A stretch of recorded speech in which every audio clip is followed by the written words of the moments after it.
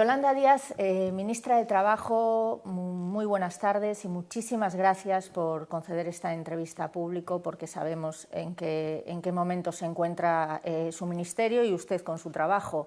Se ha convertido usted en una de las caras principales del Gobierno, teniendo en cuenta toda la incertidumbre laboral e incluso peligrosidad laboral que amenaza a muchísimos españoles. ¿Cómo se encuentra? ¿Cómo lo lleva? ¿Cómo lleva además el confinamiento? Bueno, en primer lugar, querría daros las gracias a vosotros y reconocer públicamente vuestro trabajo. Soy la ministra de Trabajo y de Economía Social, pero sé que hay muchos trabajadores y trabajadoras, como vosotras, que lo estáis dando todo en esta difícil situación. Por tanto, vaya por delante el agradecimiento. ¿Cómo lo llevo?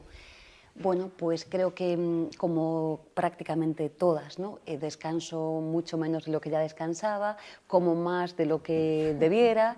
Las previsiones del FMI no son nada buenas, al revés, son pésimas y han supuesto un mazazo. La ministra de Hacienda y portavoz del Gobierno, María Jesús Montero, dejaba caer, no obstante, que el Fondo Monetario no ha tenido en cuenta las especificidades, digamos, de cada territorio, ¿no? De cada país. ¿Cree usted que realmente nos acercaremos a esa caída del 8% del PIB y al 21% de desempleo en España? Bueno, el Fondo Monetario Internacional emite un informe, ¿no?, de los muchos que hay, y en estos días bueno, siempre se están haciendo previsiones, ¿no? Unas más catastrofistas y otras más optimistas. Es cierto que el informe del Fondo Monetario Internacional da datos bueno, ambivalentes, porque es cierto que lo que refleja, ¿no?, en cuanto a lo que señalas, pero también es cierto que dice que en el año siguiente el crecimiento de la economía española va a ser fulgurante. Yo no me quedo con ninguno de los dos datos porque hablamos de previsiones. Lo que sí que me quedo es con que estamos ante una pandemia que se ha convertido ya, no en España, sino en todo el mundo, en una enorme crisis social y económica. Y digo social y económica. Lo económico lo dejo para después, cuyas consecuencias no podemos determinarlas ahora mismo. Creo que seríamos imprudentes. Me quedo también con que estamos, digamos que desplegando una batería de medidas desde lo público como nunca en la historia de la democracia española se habían desplegado. Por tanto, en una lectura que se ha hecho desde el Gobierno de actuar con mucha prontitud para que la recuperación de la economía española y, por tanto, de la sociedad española sea lo más rápida posible. No tenemos nada comparable y es cierto que todos los países estamos en igualdad de condiciones. Aquí no estamos en una posición desigual, estamos con elementos estructurales que nos hacen desiguales. Y aquí me quiero detener.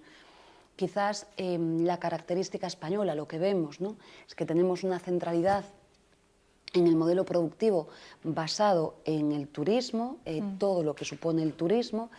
Y lo decía ya antes de la pandemia, por dar un dato, antes de la pandemia teníamos 5 millones de personas asalariadas en España vinculadas al sector del turismo y del comercio, lo que habla por sí solo. Y hay un elemento que nos hace ser anómalos en el conjunto de la Unión, que es que tenemos unos niveles de temporalidad y de precariedad que, además de ser insoportables, nos dificultan siempre la salida de la crisis. Es decir, lo que aborda con cierta rapidez Alemania, nosotros tenemos más problemas. Por tanto, es cierto que el informe es uno de los informes que hay, con previsiones económicas. Hay muchos, todos los días salen muchos, pero creo que hay que esperar a que tengamos por lo menos una secuencia, ¿no?, con datos económico-laborales pues, más firmes para poder señalar en qué escenario estamos. Ahora bien, creo que tenemos que prepararnos porque van a venir semanas muy duras.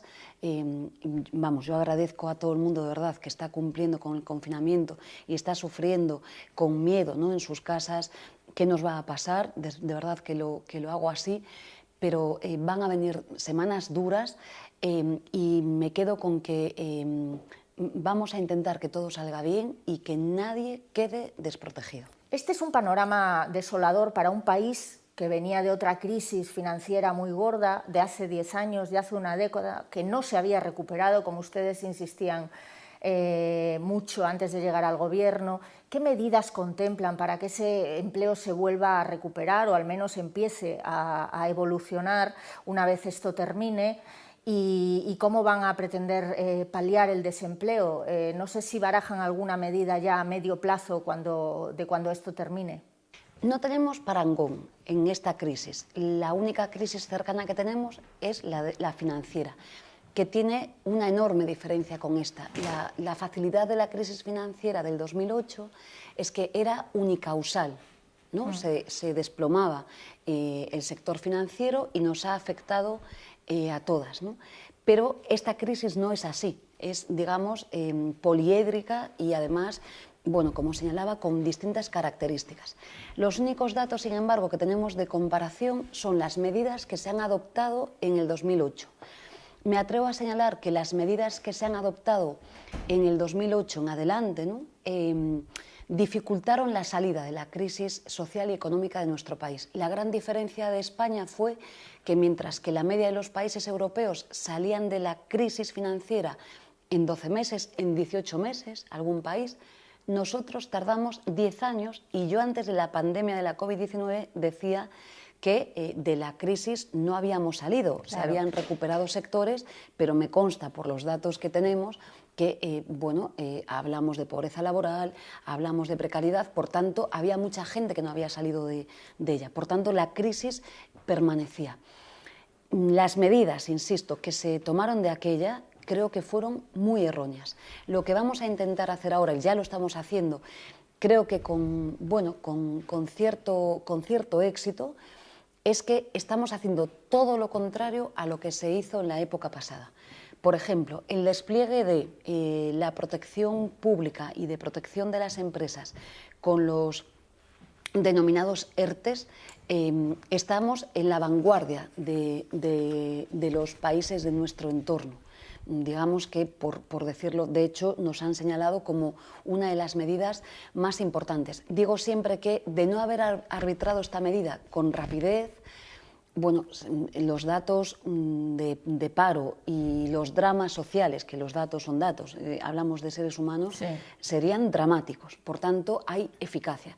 Lo que hay que hacer es, digamos que, acelerar la inversión pública para recuperar cuanto antes la economía y arbitrar mecanismos de protección social que, léase, bien sean lo que estamos haciendo ahora, protección por desempleo a personas que no reunieran los requisitos de carencia. Esto jamás se hizo en la historia de España, pero es que además estamos poniendo el contador a cero en el consumo que tengamos de las prestaciones en estos momentos y subsidios que hemos creado. Pero creo que urge la configuración y el diseño de un ingreso mínimo vital que, digamos, que de manera transversal permita incorporar a la protección social a muchas personas que ahora mismo no están en la oficialidad del sistema. Yo sé que hay personas que ahora mismo no tienen nada de protección y no pueden acceder, bueno, por diversas razones, personas que no tenían ya el paro en la situación en el momento anterior, personas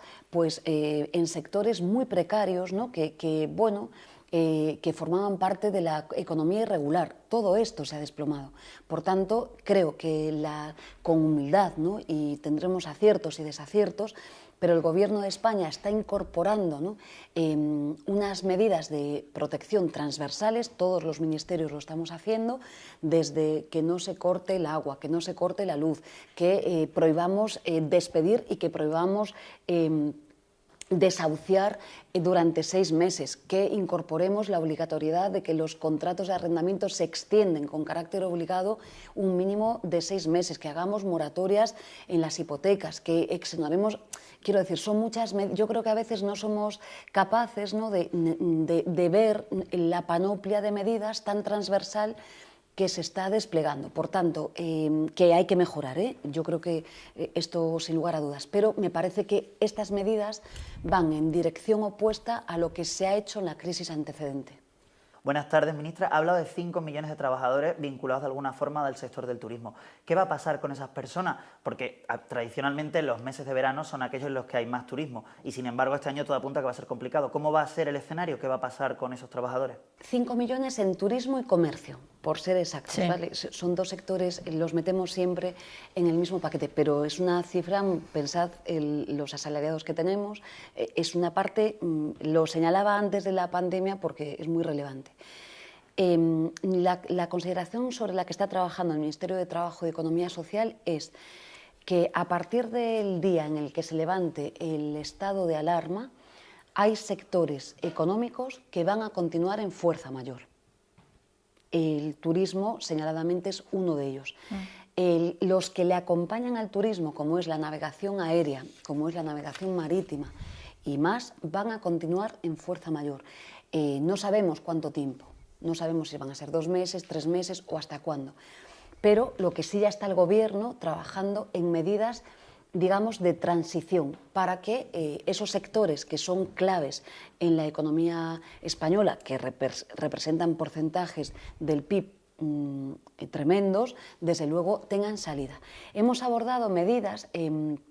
La solución Thomas Cook, ¿no?, que nos mantiene a muchos trabajadores y trabajadoras ahora mismo en el sistema, pero también en el Real Decreto 8/2020 llevábamos una modalidad específica de protección para los fijos discontinuos. Hay muchas personas que son trabajadores y trabajadoras de temporada, muy vinculados al turismo, también a otros sectores, que son de temporada exclusivamente. Y ahí ya decíamos que les reponíamos la prestación por desempleo durante un periodo de 90 días, pero que me atrevo a decir que hemos de mejorar justo en ese escenario de transición que estamos ya abordando. Y quiero señalar que hay comunidades autónomas muy vinculadas al turismo que lo están haciendo muy bien y con las que tenemos una coordinación estupenda. Por tanto, he puesto la mirada en ese sector porque es clave. Y, por tanto, hay que amortiguar este sector económico como hay que amortiguar otros muchos. Cuando hablo del sector, hablo de todos, porque en el sector turismo hay, por supuesto, centenares y centenares de empresas y de asalariados, pero hay autónomos, yo misma he trabajado, me acordaba estos días, ya no me acordaba, de guía turística en Santiago de Compostela, haciendo la carrera. Quiero decir que hay un montón de sectores de personas que son autónomas, que están en ese mundo que tenemos que tener esta consideración. Y el Gobierno está trabajando para este sector y otros que somos conscientes van a continuar en fuerza mayor.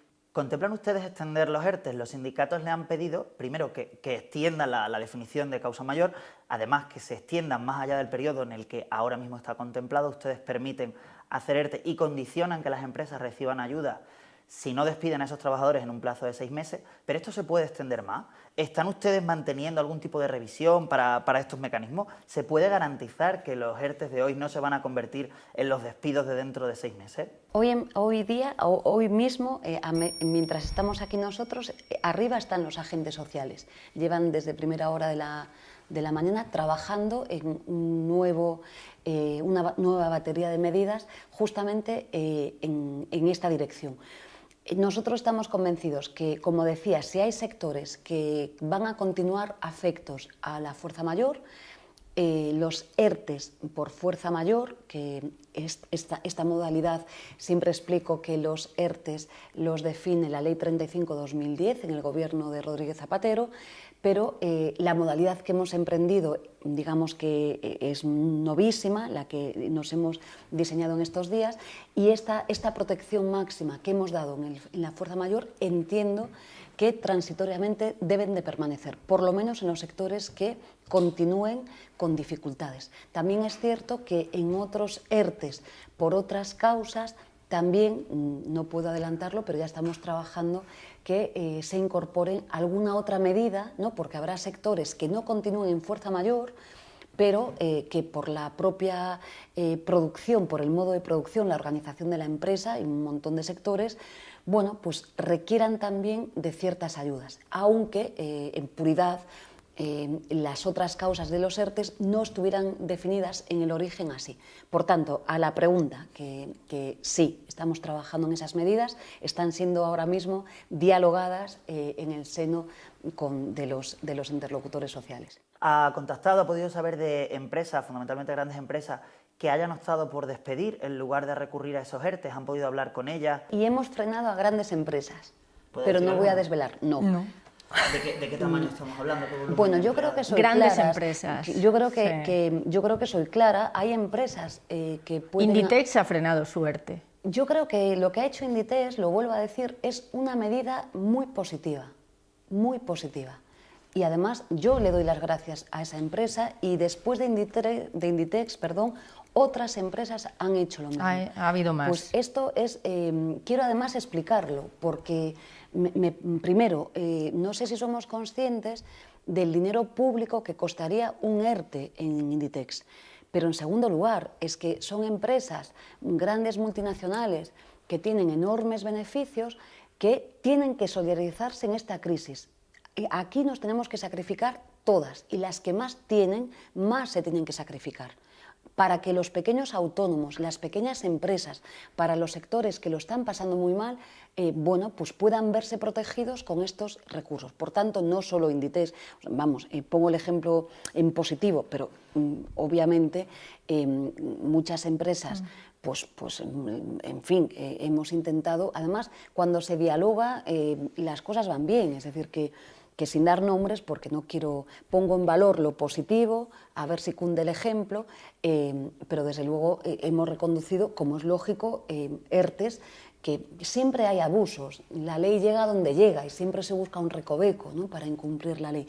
También señalar que hemos incorporado 2 artículos en los últimos reales decretos muy firmes, con la advertencia de que vamos a examinar, ahora mismo no podemos, pensad que un ERTE normalmente tiene un lapso temporal determinado, se negocia, se examinan, se miran esto no se está produciendo ahora mismo y desde luego, claro que vamos a mirar los expedientes después con la calma y la atención que se merecen y comprobar si hay buen uso del dinero público o no, y recordar que las sanciones que conlleva, si hubiera comportamientos fraudulentos, serían no solo devolver los recursos públicos relativos a la empresa, sino que todas y cada una de las prestaciones públicas computando por cada uno de los trabajadores de desempleo.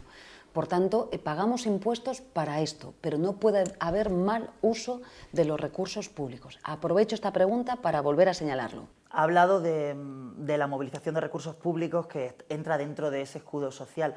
¿Cuánto dinero público se ha movido a día de hoy o calculan con las cifras que tengan ustedes ahora para financiar precisamente estos ERTE? No lo puedo determinar a día de hoy, pero van a ser mucho dinero público y creo que está muy bien invertido.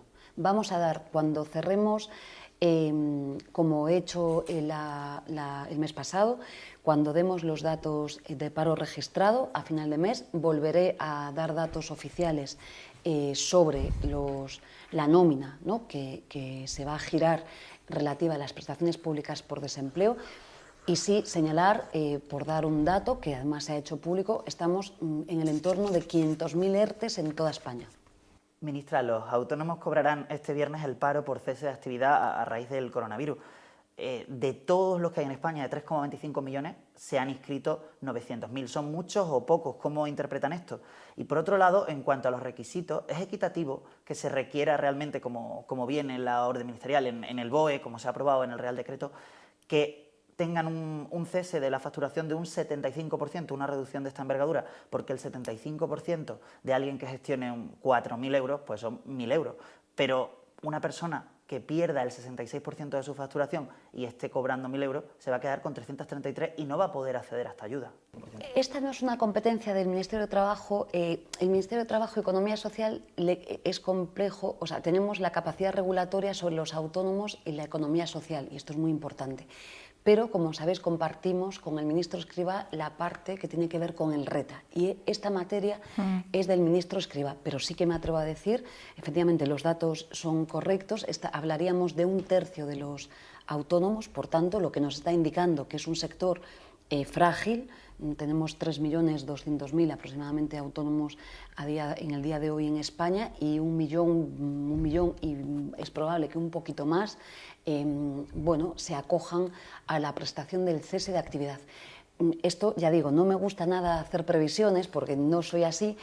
A lo mejor caminamos hacia la mitad de los autónomos, 1,5 millones de autónomos que puedan acogerse. Es discutible cuánto es el porcentaje de exoneración que ha de tener, y yo creo que es discutible. Yo estoy rodeada de personas autónomas en mi vida próxima y, por tanto, claro que es discutible. Lo que también quiero poner en valor es que desde el Ministerio de Trabajo, que eso sí que me compete, antes justo de la pandemia, veníamos señalando con todas las entidades autónomas, que esta misma semana me he reunido con las 3 más representativas, veníamos exigiendo el cambio de la prestación del cese de actividad, porque tal y como estaba definida, hacía casi imposible que un autónomo o una autónoma la cobrara, ¿no? Tenía que ir a los tribunales para el reconocimiento por parte de la mutua. Bueno, ahora no solo con el mecanismo que ha arbitrado Escrivá, no solamente estamos en esa situación, sino que casi 1 millón de personas la van a cobrar. Ya digo, es discutible, ¿no? Y yo soy comprensiva, entendedme que soy comprensiva con cuánto de facturación, y además nos ha cogido en la mitad de un mes, ¿no? Prácticamente la caída en datos de paro, o sea, esto sí ya lo he hecho público, es decir, nosotros hasta el día 13 de marzo los datos de paro iban muy bien, las cosas como son, y desde el 13 de marzo hay una caída brusca en el empleo, y por supuesto lo mismo sucede con los autónomos. Por tanto, ahí hay una dualidad en ese mes que lo hace complejo. Pero pongo en valor que por primera vez en nuestro país, bueno, se van a cobrar esa prestación, y por la parte mía, que ahí sí que compete, les pagamos las cotizaciones sociales, que esto no ha pasado nunca en la historia de España. Lo quiero señalar porque a veces no ponemos en valor de verdad lo que se está haciendo, y por tanto quiero señalarlo. A raíz de esas prestaciones, y como contemplaba, sé que en algún caso está pensado extender las prestaciones. Se me ocurre, por ejemplo, el subsidio para trabajadores temporales cuyo contrato ya ha finalizado, o esa medida histórica que es la prestación para trabajadoras del hogar, que antes no tienen reconocido el derecho al paro, y habitualmente además son mayoritariamente mujeres. E hilo esto, como última pregunta ya, con cómo se ha aplicado, cuándo van a cobrar estas personas y cómo se está haciendo desde las comunidades autónomas. Pienso en el ejemplo de Galicia, porque recientemente se ha criticado desde allí los tiempos del gobierno. ¿Cómo se está haciendo? ¿Cómo valora el rol de la oposición y su actitud? Bueno, yo creo que la oposición no está siendo lo cauta que debería de ser, sobre todo porque el partido mayoritario de la oposición ha gobernado este país. Y debe de conocer, presumo, que conoce cómo funciona el sistema público de desempleo y cómo funcionan los servicios públicos de desempleo en toda España. Que he de decir que, bueno, por las malas prácticas de esas políticas, con las que yo podría hacer política y no lo voy a hacer, han recortado este servicio público en una plantilla que ha quedado diezmada con 2.500 personas menos. Yo no voy a hacer política con este tema. Podría, porque recordemos aquellos viernes denominados popularmente como de Dolores, en los que había que recortarlo todo y los servicios públicos no valían para nada, se quitaban las pagas extras, en fin, podría seguir así hasta el infinito. 2, el sistema público de empleo, como todas las empresas y como toda administración pública, gira nóminas, es decir, paga sus nóminas una vez al mes. Esto lo hacemos en todos los empleos, ¿de acuerdo? Ya el mes pasado la nómina del SEPE se ha girado mensualmente, pero es que además, de manera histórica, hemos adelantado el pago una semana. Sabéis que el SEPE paga, como otras administraciones, el día 10 de cada mes. Bueno, pues hemos adelantado el pago al día 3 de abril. Por primera vez en la historia, nunca se había hecho, a través de un acuerdo con las entidades financieras a las que quiero agradecer la colaboración activa que están teniendo. Han adelantado la nómina y he dicho además que esa nómina el 3 de abril fue por un importe de 1.215 millones de euros. 2. Este mes que entramos, ¿no?, de mayo, vamos a hacer lo mismo. Vamos a adelantar la nómina, en lugar de ser el 10 de mayo, lo vamos a hacer a principios de mayo. Es cierto que el 1 de mayo es festivo, el 2 de mayo y el 3 en Madrid son festivos, pero vamos a ir a principios de mayo. La vamos a volver a adelantar. Y quiero señalar, yo no sé si lo puedo decir, pero casi me atrevo, voy a hacer como unos cuadrantes diarios. Quiero señalar esta semana, por ejemplo, por dar datos, una vez que entran los expedientes en el Servicio Público de Empleo Estatal, llevamos ayer mismo, han entrado en el Servicio Público de Empleo aproximadamente, tengo los números, pues 110.000 todos los días de la semana. Bien, esto quiere decir que todos estos cientos de miles de personas que a diario entran, se les va a pagar su nómina en mayo. Ahora bien, hay 17 autoridades laborales en España, ¿vale? Y por tanto, tened en cuenta que lo que importa es la fecha en la que el expediente llega al SEPE. Y me quiero explicar, hay comunidades autónomas, singularmente la gallega, de la que yo procedo, que además cuestionando un Real Decreto Ley, una ley, han modificado el plazo y lo han extendido, el plazo de resolución del expediente del ERTE en su comunidad autónoma, lo han extendido hasta 10 días hábiles que se convierten en 15 días naturales. Ello quiere decir que vamos a retrasar todo mucho más. Pero quiero poner en valor, y desde luego vamos a hacer un mecanismo de comunicación para que vean los ciudadanos y las ciudadanas cómo diariamente se están resolviendo cientos de miles de prestaciones públicas por desempleo. Hoy de noche tendré los datos de lo que se ha resuelto hoy. Nunca, y lo quiero poner en valor, nunca en la historia del Servicio Público de Empleo no es que se haya triplicado la resolución, es decir, la eficacia, es que se ha multiplicado. Y otra cosa más, yo podría hacer política, en el peor sentido de la palabra. Recordemos qué pasó con Fátima Báñez, qué pasó en el SEPE. No lo voy a hacer, no lo voy a hacer, porque no es ni mi estilo ni me gusta. Me parece que no estamos aquí para hacer politiqueos. Estamos aquí para resolver los problemas de la gente. Y la gente que está esperando una prestación pública de desempleo, el cobro de la misma se merece respeto. Y podría hacerlo. Ministra, no obstante, en un contexto donde el gasto público y la contención de los beneficios por parte del sector privado son la única salida para no dejar a nadie atrás, como dicen ustedes, ¿están recibiendo muchas presiones de los sectores empresariales, grandes y medios, por las medidas que en algún caso incluso ya han sido criticadas? Yo no me siento presionada, sinceramente. Todo es presión, ¿no? Pero yo no me siento presionada. O sea, creo que el Gobierno, con el presidente a la cabeza, está tomando medidas muy valientes y creo, sinceramente, que estamos manteniendo una fortaleza que nos une y que tiene que ver con, como ha dicho el presidente, no dejar a nadie atrás. Es cierto, o sea, yo he escuchado todo tipo de cosas, ¿no? Me sorprende mucho porque muchas de las medidas que se cuestionan son ideológicas. Lo digo con claridad. Sí. Vamos, miremos, si no, yo que tengo conversaciones, ¿no? Y encuentros, tendré la semana que viene con los ministros del ramo de mi competencia europeos y las ministras, y también con en la reunión del G20, bueno, pues de verdad, muchas de las medidas, pero mucho más avanzado en nuestro país, en muchas de ellas, son adoptadas por gobiernos que son conservadores, que son liberales, y no se cuestionan por los interlocutores esas medidas. ¿Qué quiero decir? Que quizás, vuelvo a hacer la reflexión, deberíamos estar a la altura de las circunstancias. Lo digo sinceramente. Y me parece que estas medidas que toma el Ministerio de Trabajo en particular y Economía Social con el presidente del Gobierno a la cabeza, lo que hacen es proteger a los trabajadores y las trabajadoras, pero proteger al tejido productivo, proteger en definitiva a la economía. Es decir, que por puro interés deberían de estar apoyando estas medidas y dejar la ideología. Es decir, yo ya sé que, claro, cuando se conversó, se dialogó la prohibición del despido, ¿no? Aunque diálogo hubo, que no se comparta es diferente. Yo eso le iba a decir, que no sé si las críticas por falta de diálogo o de anticipación... De verdad, falta de diálogo. He estado ayer con todos los portavoces parlamentarios. He tenido una reunión por la mañana con el diálogo social, en este caso presidido por la vicepresidenta Calviño.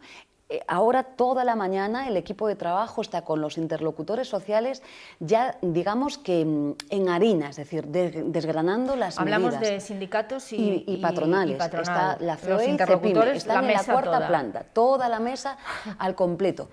Hablo a diario con el señor Garamendi, con el señor Pepe Álvarez, con el señor Unai Sordo, con pequeños sindicatos y con pequeñas patronales, con los autónomos, ya digo, y es cierto que, y aquí lo quiero asumir porque es verdad, hubo reales decretos ley que no tuvimos ocasión de dialogarlos como estamos haciendo. Lo he dicho públicamente porque creo que debemos hacerlo. La emergencia pesa también. Correctamente, pero quiero decir, en fin, y voy a seguir esta tarde con todos los portavoces parlamentarios discutiendo medidas. Entonces, no sé, de verdad, yo tengo recuerdos también, y sé que el Real Decreto Ley 3/2012 fue la primera medida que adoptó el Partido Popular, no la dialogó con nadie, la impuso, supuso, creo que enormes recortes laborales y precariedad laboral a expuertas, que diría mi madre, ¿no?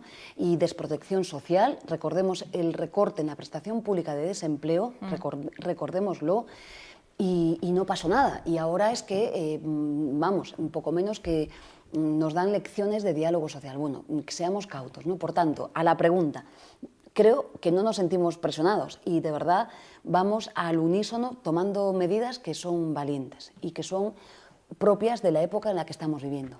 Y ya volviendo al tan temido gasto público en estos momentos por todas esas medidas que se están haciendo para proteger a los sectores más vulnerables, inéditas en todo caso, ¿cómo luego vamos a paliar este gasto ingente? ¿A través de qué medidas van a hacerlo? ¿Confían en la Unión Europea?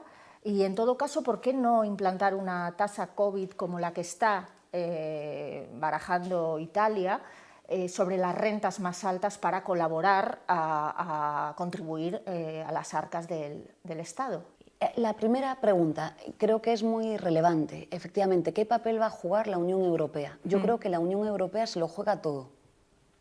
Es decir, si ya hay niveles de desafección muy importantes en la ciudadanía respecto del papel que juega la Unión, como en esta crisis no sean capaces de estar a la altura de las circunstancias, bueno, pues creo que estaremos en una situación muy complicada. No es que lo diga yo, es que aquí hasta coincido desde posiciones ideológicas muy diferentes con personas de la ortodoxia económica. Es que yo creo que se lo juegan, ¿no? Hay medidas, se está avanzando lentamente, de manera tremenda. Es que la verdad es que es desesperante. Es desesperante, efectivamente, yo lo comparto. Hablamos, por ejemplo, de un fondo de 100.000 millones, es insuficiente, ¿de acuerdo? Igual que otras medidas. Quiero ser franca porque es así. Por tanto, la primera pregunta creo que es importantísima, es la clave de la resolución de la crisis y, por tanto, España, con el presidente a la cabeza, tiene que pelear para que consigamos el objetivo, ¿no?, de poder salir de esta crisis en buenas condiciones, ¿de acuerdo? Esta es la primera. La segunda, nosotros somos muy claros con la necesidad de que se cumpla el mandato constitucional, es decir, el artículo 31. Y hay muchas entidades y muchas personas en este país que creemos que no contribuyen a las arcas públicas como lo deberían de hacer. Por tanto, a la pregunta de si hay que tomar medidas en el ámbito fiscal, no es de mi competencia, pero sí me consta que se están trabajando medidas por la ministra Montero, un sinfín de medidas que abarque estos debates, ¿no? Es cierto también que justo antes de la pandemia estábamos creo que, además de manera también muy avanzada, con el impuesto a las tecnológicas, el petróleo, ¿no?, del siglo XXI. Incluso yo señalaba en alguna entrevista pública en aquel momento y decía, pues voy a poner solamente un dato, ¿no?, un ejemplo. En impuesto de sociedades, una empresa española como es Repsol, ¿no?, en impuesto de sociedades, ¿no?, aportaba a las arcas públicas más de 1.400 millones de euros. Las grandes tecnológicas en nuestro país no superaban, bueno, no llegan ni a 70 millones de euros. Es una enorme injusticia, de verdad, y además nos hace más desiguales, y es que ahora mismo es el momento de lo público, es el momento de la educación, es el momento de la sanidad, es el momento del SEPE, de la Tesorería General de la Seguridad Social, del INS, de todos los servicios públicos, de los medios de comunicación, de quienes giran y prestan y garantizan nuestros derechos fundamentales. Por lo tanto, para esto necesitamos impuestos y, obviamente, los que más tienen, más aportan. Los debates que hay, la única aportación que veo por parte de la derecha, la única que veo, porque no sé muy bien qué quieren hacer en esta crisis, es bajar impuestos. Y la pregunta que me hago yo es ¿con qué pagamos a los sanitarios y las sanitarias en nuestro país si bajamos los impuestos? ¿Con qué pagamos a nuestros y nuestras maestras que están además, me quiero solidarizar con ellas porque hago las tareas con mi hija Carmela, o sea, que se han visto abocados, ¿no?, en la comunidad educativa a trabajar telemáticamente, no a poder hacer seguimiento, aunque lo hacen, me consta que lo hacen. Sí, sí. Bueno, pues pongamos en valor, por favor, lo público. Entonces creo que estos mensajes desde la derecha que sin rubor dicen bajar impuestos a todo el mundo o aplicar moratorias a todo el mundo por igual, pero ¿esto qué es? O sea, de verdad, un poco de prudencia. Ministra, ya sé que no es de su competencia, pero se lo pregunto como mujer de izquierdas y además de gobierno progresista y muy feminista. Le pregunto por un sector que tiene muy preocupado a las asociaciones feministas, que es el de las prostitutas y muchas de ellas, la mayoría, víctimas de la trata, que están siendo obligadas a prostituirse, pese al control del cierre de los burdeles o barras americanas. Es cierto que las asociaciones están advirtiendo que estas prostitutas siguen prostituyéndose con el problema de salud pública añadida al que va contra los derechos humanos fundamentales. ¿Se plantea el Gobierno algún tipo de control más exhaustivo sobre esta actividad para mujeres que no tienen ninguna otra posibilidad y además muchas veces son amenazadas y maltratadas para ejercer su actividad? Este es un tema de máxima envergadura. Porque a pesar de que se prohíben cosas, la economía irregular funciona, claro. Sin lugar a dudas. No es de mi competencia, pero desde luego, primero, los derechos humanos y los derechos fundamentales hay que respetarlos con pandemia y sin pandemia. Si decía antes que las mujeres prostitutas tienen que tener todo tipo de derechos sanitarios, por supuesto, todo tipo de protección, lo voy a mantener ahora mismo. Faltaría más. Faltaría más. Además, siendo un grupo de riesgo en el sentido de que efectivamente se están vulnerando las instrucciones que se da desde el Ministerio de Sanidad y por tanto las autoridades sanitarias. Insisto, no es de mi competencia, me consta que en el Ministerio de Igualdad están trabajando y hablaré con Sanidad para que desde luego tengan en cuenta esta perspectiva. Estas son las cosas, creo, que le preocupan a nuestro país, ¿no? Y tengo como una tristeza porque lejos de trabajar, ¿no?, la oposición, hablo de la oposición, digo, del partido mayor de la oposición, lejos de trabajar, ¿no?, en lo que está haciendo el Gobierno, que es el futuro del país, ¿no?, que es lo que está en juego, ¿no?, la vida de nuestra gente, pues parece que están obsesionados, ¿no?, con el futuro del Gobierno, ¿no? Bueno, pues yo creo que estos temas que estás planteando ahora mismo son los que realmente importan y que nos deben de unir, ¿no? Tengo como la sensación de que mientras que el Gobierno va actuando, ¿no?, con aciertos y con desaciertos, el Partido Popular y la extrema derecha lo único que hace es insultar y bloquear, ¿no? Esta es la percepción que tengo y lo digo, vamos, he comparecido en la sesión de control hace 2 días y si fuera capaz de relatar la cantidad de insultos que he recibido el señor Echáñez, es poco edificante. Quiero decir, yo creo que nuestros hijos no se merecen representantes públicos así y desde luego a mí me apasiona la discusión política y por tanto no coincidiendo y con matices, pero claro, en una pandemia de estas características creo que los temas importantes pues son, por ejemplo, las mujeres prostitutas que señalabas, o son un montón de sectores que he dicho antes, invisibilizados, que sí, están en la economía irregular, pero que están desprotegidos ahora mismo. Completamente. Pues muchas gracias, Yolanda Díaz, ministra de Trabajo, por esta entrevista, por su tiempo, por supuesto, y muchísima suerte y mucho ánimo en este tiempo, que será la suerte y el ánimo de todos los españoles y españolas. Muchas gracias. Gracias.